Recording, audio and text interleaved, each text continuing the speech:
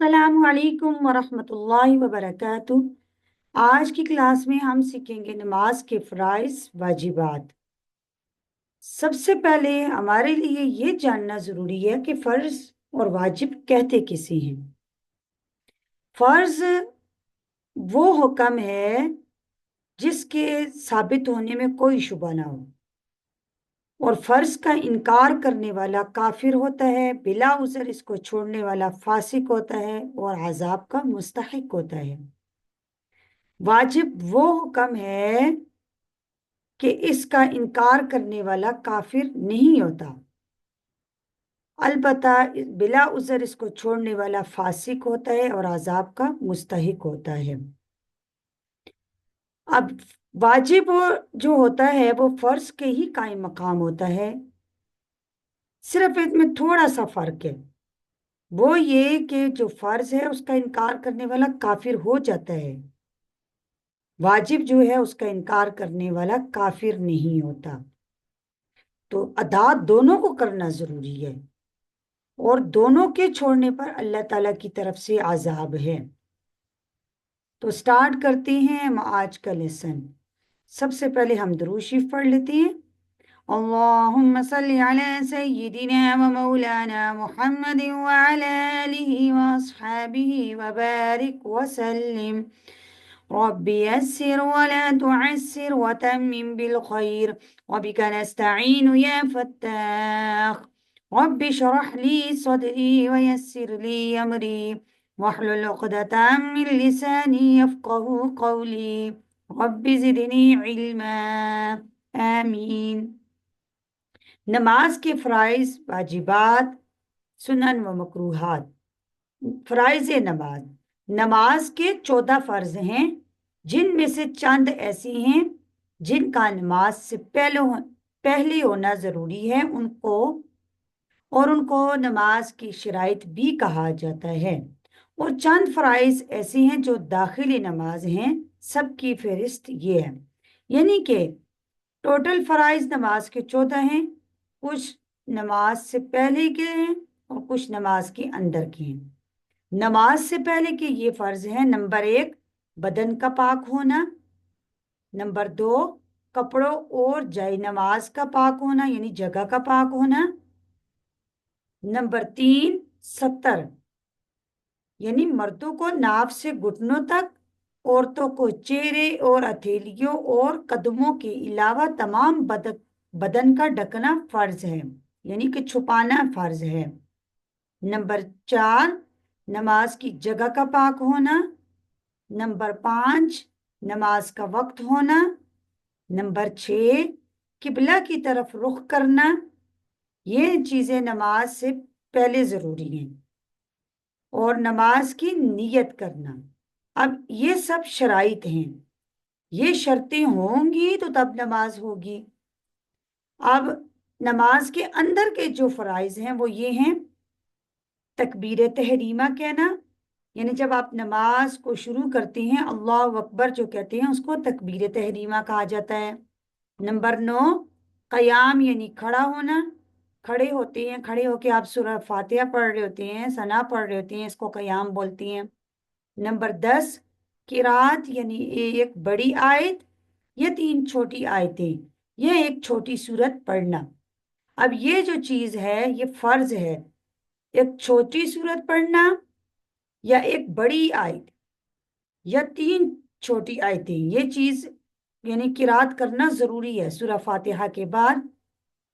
Number 11, रुकू करना फर्ज है ये। नंबर 12, सजदा करना। नंबर 13, कादा अखीरा, कादा बैठने को बोलते हैं, जिस कादा में सलाम फेरते हैं वो कादा अखीरा है, यानी कादा अखीरा में करना यानी कि बैठना, जिसमें हम अत्तहियात पढ़ते हैं, दुरूद शरीफ पढ़ते हैं, ये सारी चीजें। नंबर 14, अपने इरादे से नमाज खत्म करना। अगर इनमें से कोई भी चीज जानबूझकर भूल कर रह जाए तो नमाज ना होगी, दोबारा पढ़ना फर्ज होगा। यानी कि ये जितनी चीजें बयान की गई हैं, अगर कोई एक चीज भी रह जाएगी, भूल के छोड़ देंगे या जानबूझ के छोड़ देंगे, तो नमाज अदा नहीं होगी, उसको दोबारा पढ़ना जरूरी होगा।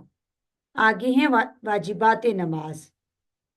झेल की चीजें नमाज में वाजिब हैं। नंबर 1, अल्हम्दु शरीफ पढ़ना। नंबर 2, इसके साथ कोई सूरत मिलाना। फॉर एग्जाम्पल सूरह इखलास, सूरह कौसर, कोई भी सूरत, या आपको कोई आयतें याद हैं कुरान की, जैसे आपने पीछे पढ़ा, वो पढ़ लें। नंबर 3, फर्जों की पहली 2 रक्तों में किरात करना वाजिब है। अब अक्सर लोग क्या करते हैं, वो भूल जाते हैं या वो करते नहीं हैं। तो वाजिब जब छूट जाता है तो आपने पीछे पढ़ लिया कि वाजिब जो होता है वो जरूरी के हुक्म में आता है, उसको जब वो छूट जाएगा तो उस पे सजदा साहब होगा। फर्जों की पहली 2 रक्तों में किरात करना। नंबर 4, अल्हम्दु को सूरत से पहले पढ़ना। जो सूरह फातिहा है उसको सूरत से पहले पढ़ना। नंबर 5, रुकू करके सीधा खड़ा होना। अक्सर लोग रुकू करते हैं, वो सीधा खड़ा नहीं होते, सीधा सजदे में चले जाते हैं एकदम से।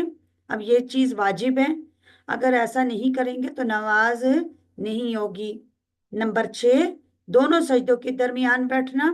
बहुत से लोग ये भी मिस्टेक करते हैं कि जब वो सजदा करते हैं वो सही से बैठते नहीं है, एकदम से दूसरे सजदे में उधर से ही चले जाती हैं।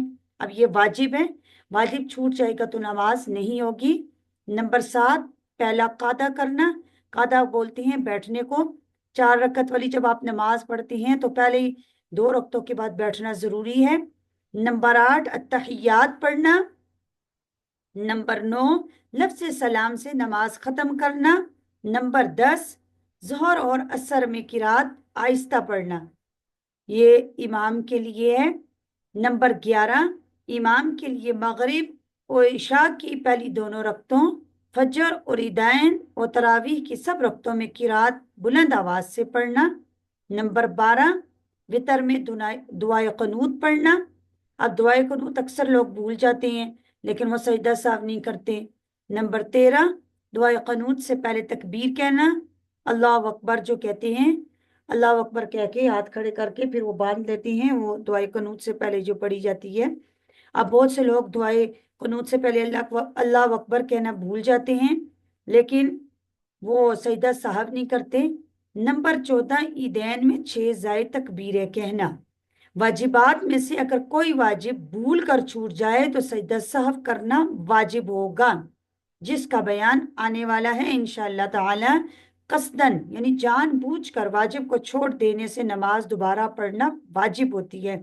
जितने ये वाजिबात बयान हुए हैं, अगर आज जानबूझ के इनको छोड़ देंगे तो आपकी नमाज नहीं होगी, और अगर भूल के छोड़ देंगे तो आपको सजदा साहब करना होगा याद आने पे, और आपको दोबारा सजदा साहब करना होगा। यानी भूल के अगर आप वाजिबात छोड़ देंगे, जानबूझ के छोड़ देंगे, फिर तो नमाज ही नहीं होगी। तो आज देखिए हमारी नमाजों के अंदर बहुत सी मिस्टेक ऐसी हो जाती है कि हम वाजिब को छोड़ देते हैं, लेकिन उसके बावजूद हम जो है वो सजदा साहब नहीं कर रहे होते, हमारा इस तरफ ध्यान नहीं जा रहा होता, और जिसकी वजह से हमारी नमाजें अल्लाह के यहाँ काबिल कबूल नहीं। उम्मीद है कि आज का लेसन आपको अच्छा लगा होगा, सुन के आगे शेयर कीजिए ताकि और भी बहुत से लोगों का फायदा हो जाए, आपके लिए सदका जारिया हो जाए। अस्सलामु अलैकुम वरहमतुल्लाहि वबरकातुहू।